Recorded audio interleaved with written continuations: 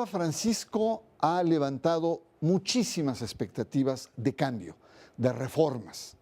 Sin embargo, hay que reconocer también que ha tenido muchísimas oposiciones, críticas de adentro y de afuera. Le dicen párroco, no puede gobernar la iglesia con sermones de parroquia, que es populista, que es falible. Es decir, el Papa tiene muchas oposiciones. Esta noche le invito a que analicemos los grandes oponentes de Francisco, los enemigos de Francisco, aquí, en Sacro y Profano.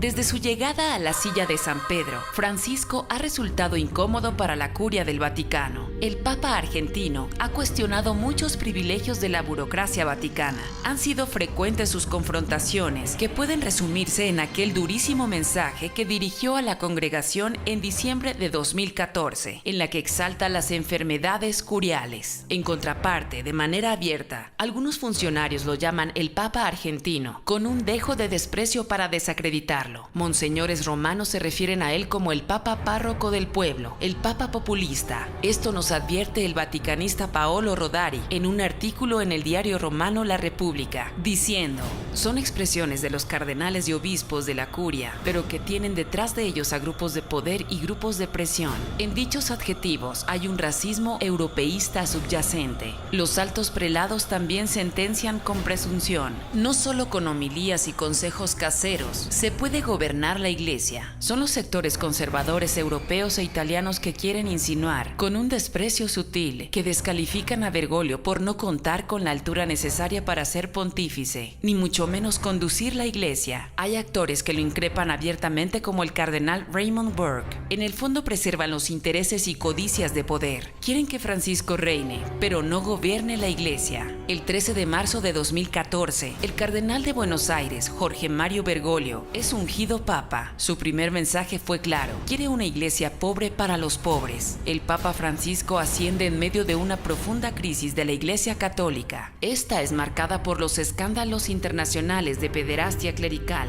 por los oscuros manejos financieros de la banca vaticana, la caída dramática de vocaciones sacerdotales, así como por profundas confrontaciones por el poder entre sectores de la curia romana. Muy buenas noches, bienvenidos a Sacro y Profano. Vamos a analizar un tema muy importante, que son los enemigos del Papa Francisco. Y para conversar sobre los enemigos del Papa Francisco he invitado a Leopoldo Mendívil. Él acaba de escribir una novela titulada Secreto Vaticano. Es un texto, como toda novela de ficción, pero basado en la realidad. Es decir, la forma es de ficción, pero su investigación está basado en datos reales, incluso aparecen personajes reales. Y qué mejor que está fresquito, aceitado el análisis, la reflexión, para que conversemos sobre lo que está pasando hoy en el Vaticano y entender por qué el Papa está siendo acosado por muchos enemigos.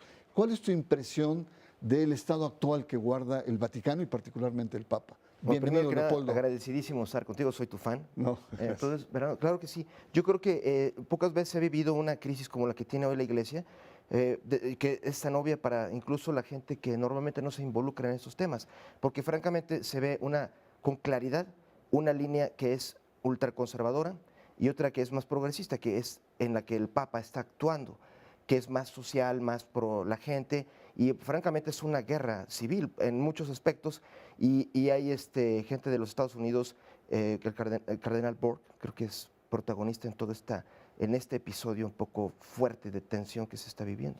Este cardenal representaría intereses que van más allá del Vaticano, decías, ¿no? Sí. En tu libro, en sí, tu novela. definitivamente yo creo que este cardenal representa lo Burke que... se llama. Raymond Leo Burke, que es cardenal por San Luis, Missouri, es realmente la cabeza visible de todo un grupo de ultraconservadores, identificados con los tradicionalistas, etcétera, y él es el mayor enemigo visible del Papa Francisco. De hecho, es el que está comandando casi desde que el Papa comenzó, hace 4 años, esta como guerra para minarlo. Ya. Ahora, desde afuera, nosotros a miles de kilómetros con diferentes horarios, usos, el Vaticano es como algo muy lejano. La pregunta es, ¿por qué el Papa tiene tantos enemigos hoy por hoy en Roma, en el centro del imperio del catolicismo? Sí, es porque él llegó realmente a reformar, y más que lo que parece para el público, que son las reformas de doctrina, de que, por ejemplo, los divorciados puedan volver a comulgar, que eso levantó unas olas tan tremendas que uno dice, ¿por qué piden que él sea llamado el antipapa solo por decir algo así? Y lo que ocurre, creo yo, es que lo que él reformó básicamente son las redes de poder dentro del Vaticano y en su conexión con los centros de poder del mundo, que es Washington. Agostino Giovannoli, un gran experto de esto, lo ha dicho muy claro. Todo lo que se critica del Papa Francisco por todo lo que ha reformado de la fe y demás, en realidad hay cosas hay razones geopolíticas detrás, gente de dinero y de política que está enojado porque este Papa no está haciendo lo que a la élite del poder le gustaba que hicieran papas anteriores. Ya.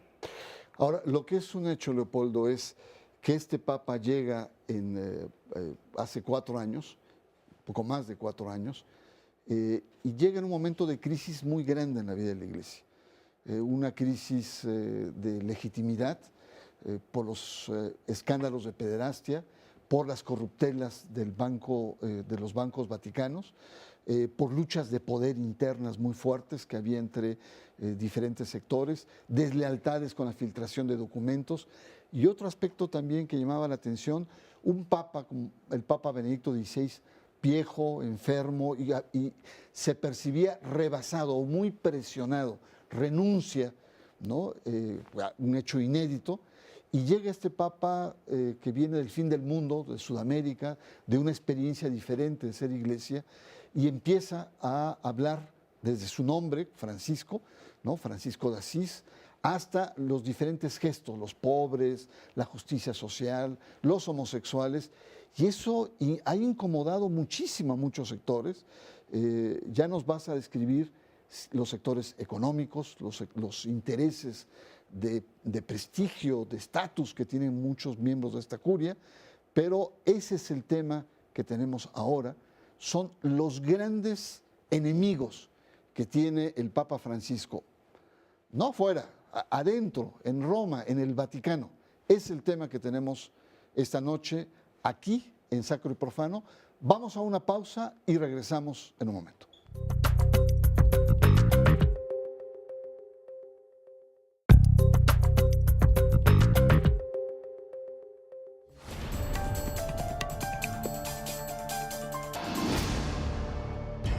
El Papa Francisco tiene 3 grandes retos como pontífice. Primero, devolver la credibilidad perdida a la Iglesia. Segundo, reformar a fondo la burocrática curia romana y frenar privilegios de los grandes monseñores romanos. Y tercero, apuntalar una iglesia más de salida y de diálogo con la cultura contemporánea. Una iglesia más pastoral y comprometida con los pobres. Sin embargo, el Papa ha encontrado profundas resistencias internas. Los sectores más conservadores de la curia le han declarado una guerra sucia al pontífice argentino. Sabotean sus iniciativas y filtran información. Tienen aliados en importantes redes de la derecha internacional y constituyen los enemigos del Papa Francisco. Regresamos, está usted en Sacro y Profano. El tema de esta noche son los grandes enemigos que tiene Francisco, ya entrado en su 5º año de pontificado. Nuestro invitado, Leopoldo Mendívil, es un autor de una novela, pero una novela especial, porque es una novela cuyo sustento es la realidad, ha hecho una investigación sobre lo que está pasando y sus personajes, diálogos, algunos de ellos imaginarios, otros reales, digamos, redondean muy bien. Yo recuerdo Vargas Llosa cuando decía que en el Chivo, no recuerdo esta novela sobre el dictador dominicano, que decía que se convirtió en un historiador para poder hacer esa novela. Son novelas de realismo, ¿no? Y bueno, te has convertido casi en un vaticanista, y eso es muy importante. Bienvenido, hacen falta gente que trabaje estos temas aparentemente tan lejanos. En el bloque anterior estábamos hablando sobre los enemigos. ¿Podrías especificar quiénes son, dónde están ¿Y cómo están golpeando al Papa? Claro que sí. Bueno, creo que destacadísimamente Raymond Burke es la cabeza visible. Ahorita tiene un documento justamente en acción que se llama Dubia en contra de la última encíclica. Este está firmado por otros 4 cardenales, donde destacan básicamente Carlo Caffarra y Joachim Müller.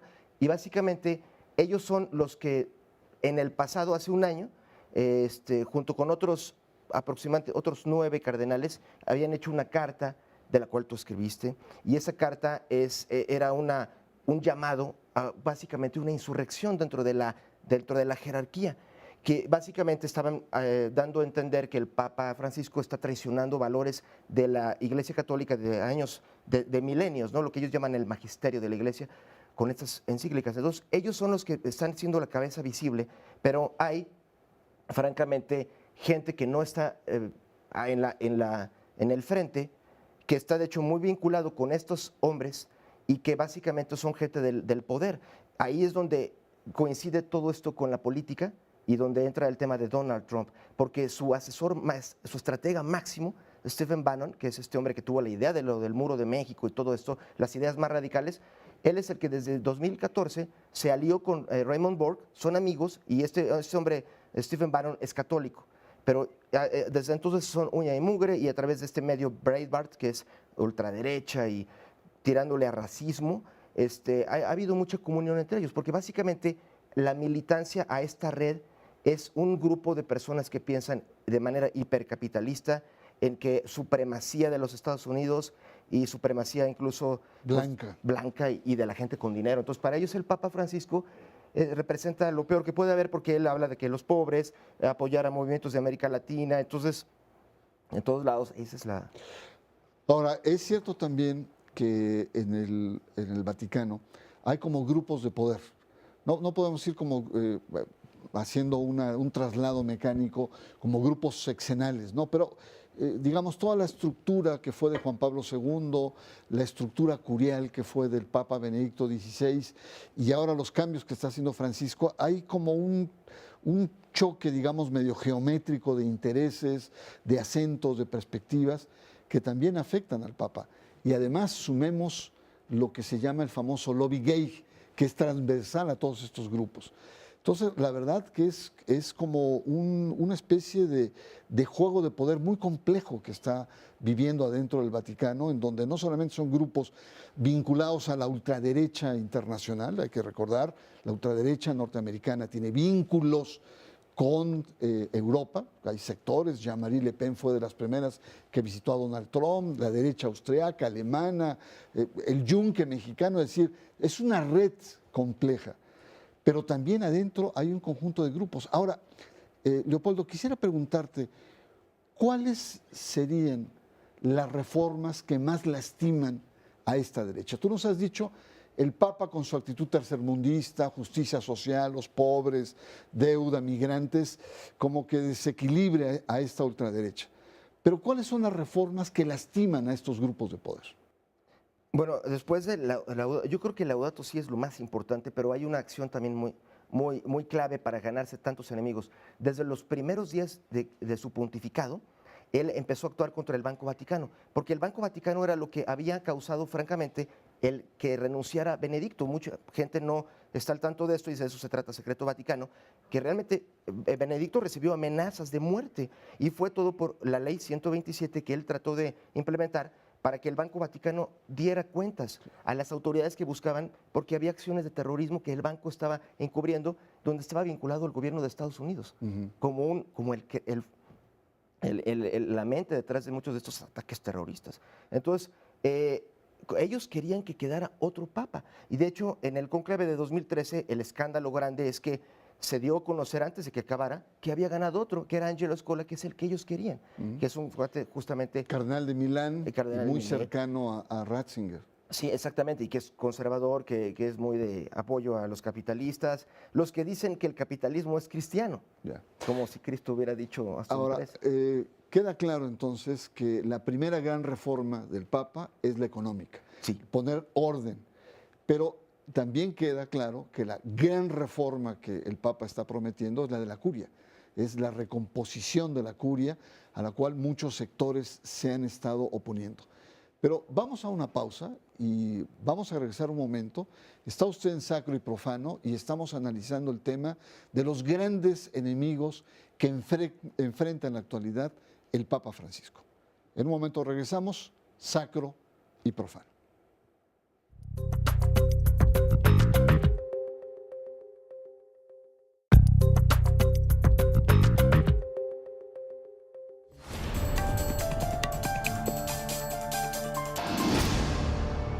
En medio de polémicas y tensiones, el Papa Francisco hace pública su encíclica Laudato Si, en la que advierte los gravísimos problemas del medio ambiente y hace responsable al sistema económico mundial de llevar a la humanidad al borde del colapso por carecer de sustento ético. Cuestiona a fondo la voracidad del capitalismo de mercado y del dios dinero. Están llevando a la humanidad también a la contaminación del alma del ser humano y la corrosión de su espíritu. Previo a su publicación, la encíclica se filtró a la prensa. Sectores de la curia la dieron a conocer antes de su presentación oficial. El lobby petrolero norteamericano cuestionó abiertamente su contenido y objetó la autoridad moral del Papa. Jeb Bush llegó a declarar que Francisco debería ocuparse más por la moral y orientar a ser buenas personas que invadir la política y la economía. Regresamos a nuestro último bloque en Sacro y Profano. Hasta ahora hemos analizado los diferentes enemigos que el Papa tiene y un elemento ha salido de manera muy notoria y es los vínculos que tienen sectores ultraconservadores, la ultraderecha pues internacional, norteamericana, con mucha influencia en lo que está pasando en Estados Unidos. De hecho, uno de los grandes cardenales, como es Burke, es la cabeza de este movimiento opositor a el Papa Francisco. Y anteriormente en el Sínodo de la Familia hubo una carta de varios cardenales, entre ellos, por cierto, Norberto Rivera, que después niega haber firmado esa carta, pero es un grupo a nivel internacional. Y tenemos como invitado, por supuesto, a Leopoldo Mendívil, autor de Secreto Vaticano, que lo podemos ver, es una novela que precisamente narra estos grupos de poder que están en el Vaticano, estas luchas que se dan adentro del Vaticano y que por supuesto no son luchas porque son rijosos, son luchas porque hay intereses poderosos que están detrás. Leopoldo, el Papa es un Papa anciano, es un Papa grande, mucha fuerza, mucho vigor, pero está cerca de los 80 años. ¿Le alcanzará biológicamente su ciclo para poder hacer estas reformas que al parecer son muy ambiciosas, las que está planteando, la curia, la economía, cuestiones pastorales, una curia más internacionalizada, desburocratizar el Vaticano? Es una agenda muy, muy ambiciosa. ¿Le alcanzará?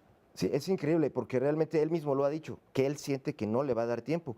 Y creo que para el bien de la humanidad, ojalá que estén creándose los cuadros afines a él, los mismos que lo colocaron, porque ciertamente él es también la cabeza de una gran corriente dentro de la iglesia, que es la visión progresista de la iglesia social que piensa en el mundo, en ayudar al mundo, y básicamente pues ojalá que esta gran marea que él ha comenzado sea retomada por el que siga.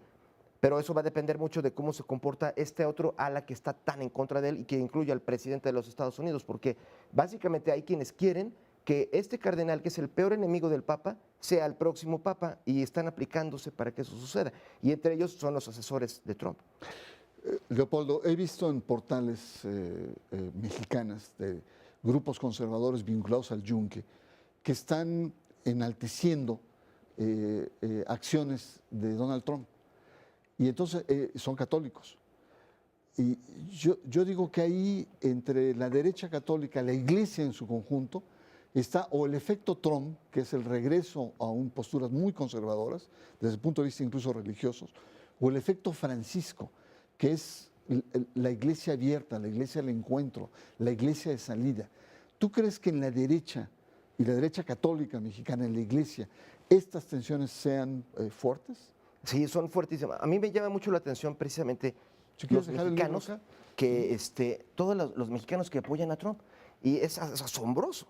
Pero creo que hay una palabra mágica, el aborto. Porque Donald Trump, entre todas las cosas que ha dicho sobre las mujeres, las cosas impúdicas que ha dicho, pero de repente dijo, no, yo estoy contra el aborto. En ese momento se ganó de manera casi incondicional a los evangélicos y a los católicos que esa es una como palabra mágica. Yo la entiendo porque comparto esa idea de estar contra el aborto, pero creo que en Estados Unidos se usa para manipular en gran medida y hacer que una gran cantidad de población vote por un cuate que puede ser hasta un asesino si dice yo estoy contra el aborto. Entonces creo que esa es la razón por la que gran parte de los católicos mexicanos dicen, a pesar de todo lo que diga este hombre, y que diga que va a aumentar en 54,000 millones de dólares el dinero para armamento, para matar gente, pero como dijo, no al aborto, pues estamos con él. Entonces creo que eso es lo que tiene a esa gente ahí. Sí, indudablemente que muchos aspectos de la agenda moral se politizan, Sí. se hacen ideología y están en tensión. Yo lo que creo que estamos viviendo es un momento en el que el Papa está en un momento vértice, está en un momento de encrucijadas. O hace realmente las reformas a fondo, la curia, la burocracia, los intereses, los temas del lobby gay, los temas del Vaticano, el tema de la mujer, el tema de los sacerdocios, que también es algo que se está cayendo por falta de vocaciones. Es decir, hay un conjunto de necesidades, más que el Papa ser un progresista o un revolucionario, son reformas que requiere la Iglesia. Y esas reformas son parte de la supervivencia de este cristianismo que tiene más de 2000 años. Sin embargo, hay resistencias muy grandes adentro, que son religiosas, pero resistencias afuera, que son seculares. Esta derecha, estos grupos petroleros, estos grupos ultraconservadores, este capitalismo salvaje que ve en el Papa una amenaza. Y yo creo que vamos a ver en estos próximos 2 años que para mí, Leopoldo, serán claves. Serán claves porque será definitivamente o este Papa hace cambios o tendremos que esperar a lo mejor que otro pontificado concrete esos cambios. Yo quiero agradecer tu presencia aquí en Sacro y Profano y desearte mucha suerte con tu libro y, por supuesto, a nuestro auditorio le espero la próxima semana con un tema igualmente importante, igualmente candente en términos de la opinión pública sobre la relación entre religión, cultura e historia, aquí en Sacro y Profano. Buenas noches.